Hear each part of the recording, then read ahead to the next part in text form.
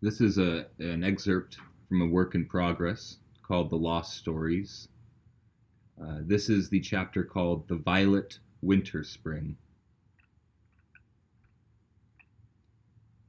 In the winter age of the spring Seasön, which the gods called Violspringt, the first horse of the final god day was spooked to rise in the tree of knowledge and to ride forth across the tree of life called Yggdrasil.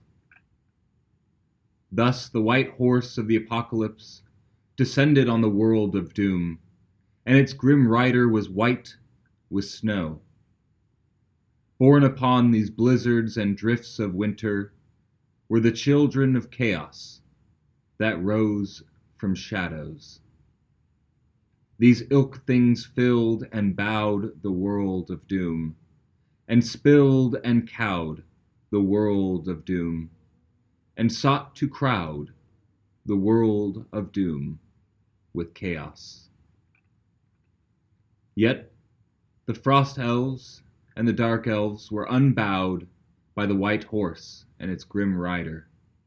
And among the two tribes of elven gods, there were many thousands of brave and emboldened elfin warriors who fought and hunted the children of chaos with bow and song and hammer and axe and word and deed. They clashed against claw and fang and tooth and nail and maw and tentacle of every size and shape. Therefore, by the valor and sacrifice of dark elves and frost elves, were the many good-natured beings and mittel things saved, and so with them the promise of life, whence all Prasir rise. In the far north of doom, where the snows piled highest nearest Niflheimer, the white-furred giant fenlings emerged from their dens and ran like rapids down the frozen rivers to feast and conquer the good-natured beings of the world. But the monstrous white wolves with winter coats were met by the elves of frost, and driven back beyond the north by song and bow, but not before many giant fenlings were slain and skewered and scattered across the crimson-strewn snows.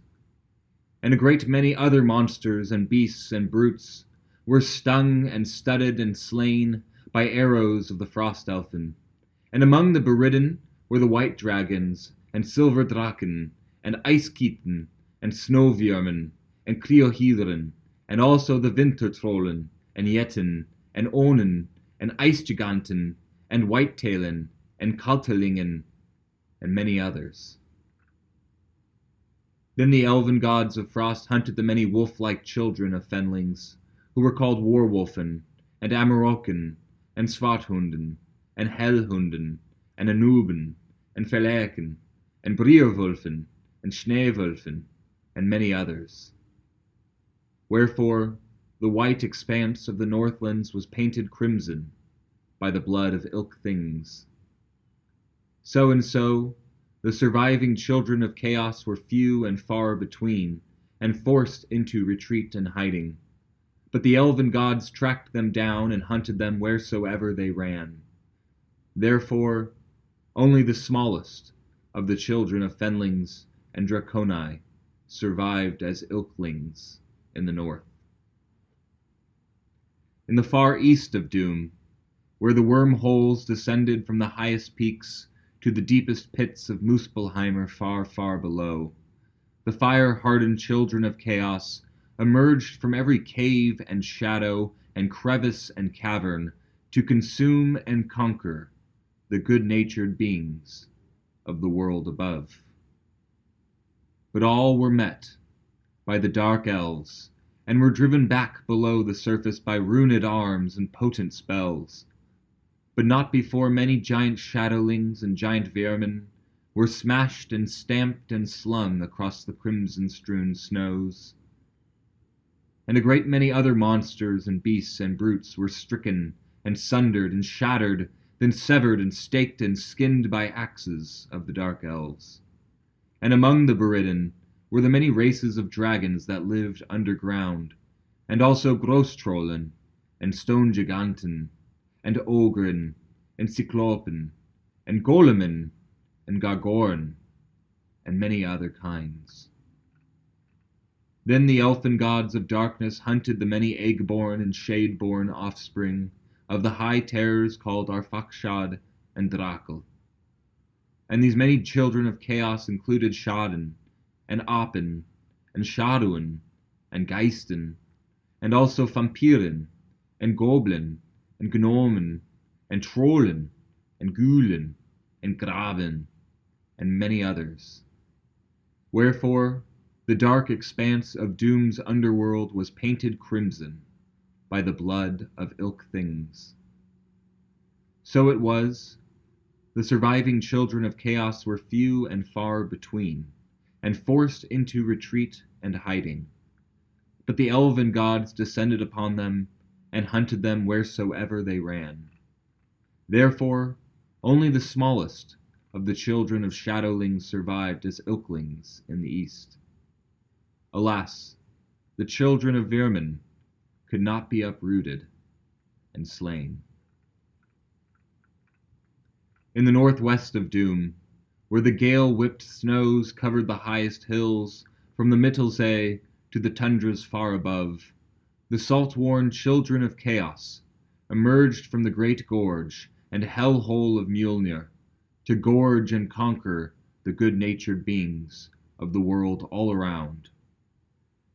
But all were met by the elves of frost, and were driven back across the Doomlands to the edge of the Middle Sea by wanded bows of spoken word and light-strung bows of elder flame, but not before many giant hellings were routed and ruined and riven across the crimson-strewn snows.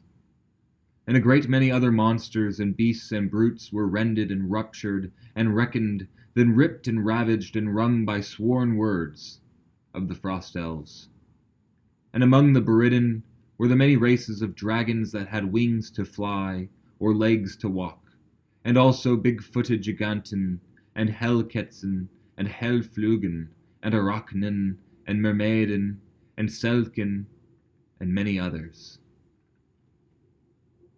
Then the elven gods of frost hunted the many children of hellings, who were called Strixen, and Chimeran, and Phantosen, and Sphinxen, and Lynxen, and Kakaden, and Hellboren, and Hellberen, and Turgen, and many others.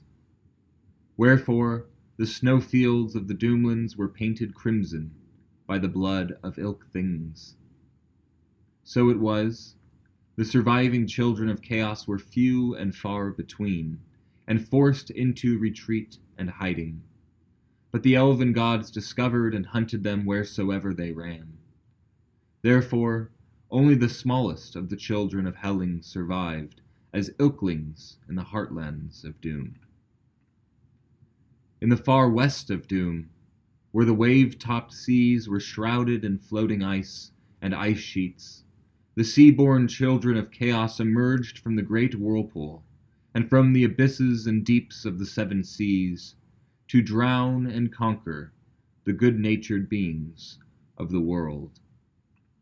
But all were met by the dark elves, and driven back across the seas of Doom to the limits of the deeps, by sunken hammers of forged poetry and triple spears of elder flame, but not before many giant krakenlings and sea monsters and sea draconi were stuck and stabbed and speared across the crimson-soaked seas.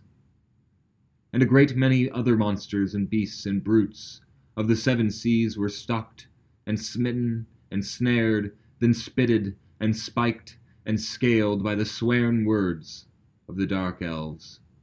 And among the Beridden were the many races of dragons that had fins and fangs to swim, and also Selkian, and Syren, and Capricornen, and Setusen, and Pisken, and Spriten, and Geistvalen, and Encanten, and many others. Then also the elven gods of darkness hunted down the many children of krakenlings, and these squid-born kin were many, and some were called Charybdin, and Lachen, and Levinen, and Levelen, and Kraben, and giant Decapoden, and many others. Wherefore, the 7 seas of doom were painted crimson by the blood of ilk things. So it was, the surviving children of chaos were few and far between, and forced into retreat and hiding. But the elven gods delved and hunted them wheresoever they dove. Therefore, only the smallest of the children of krakenlings survived as ilklings in the waters of doom. Thus, the children of chaos were soundly defeated and largely beridden from the world of doom during the Violspringt, in the spring season of the final god day. But the snow-hoofed white horse of the apocalypse remained loose upon the lands and seas above, and the elven gods of frost and darkness were not without casualty or grief. Although many ilklings and ilk things they had slain, so too were many elven gods wounded and killed and suffered in pain. Wherefore, the elven gods of doom rested in the warm southlands and summer woods, which were untouched by the white horse, and unbowed by its rider. Thank you for visiting Frostheim as an honored guest. Like and subscribe on YouTube, and check out my Patreon for complimentary content, including my novel, Animal Farce. As they say in Coralia, may you die in valor, and dine in Valhalla.